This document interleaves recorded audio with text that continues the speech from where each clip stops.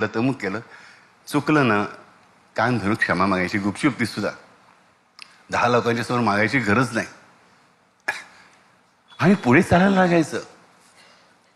मला सांगा, रस्त्याच्या प्रत्येक अडथळ्याला जर तुम्ही थांबायला लागलात तर कधी तुमचा प्रवास पूर्ण होईल का? नाही. बरोबर.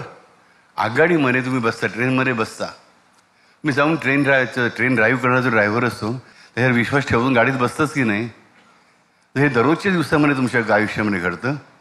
मग इथे एवढा तरी विश्वास बापूवर टाका ना. बापूने सांगितलं आम्हाला मी तुला कधीच टाकणार नाही, मी टाकणार नाही. मग त्याला कुठली अट नाही आहे. ह्याचा अर्थ मी तुम्हाला सांगत नाही की तुम्ही वाईट वागू नका किंवा चुका करू नका, बाबा करू नका. नाही, जेवढं टाळता येईल तुमच्यात जेवढी शक्ती आहे त्या शक्तीनुसार तुम्ही टाळायला बघा. पण माणसाची शक्ती शेवटी किती असणार? मानवाची शक्ती कमी पडते.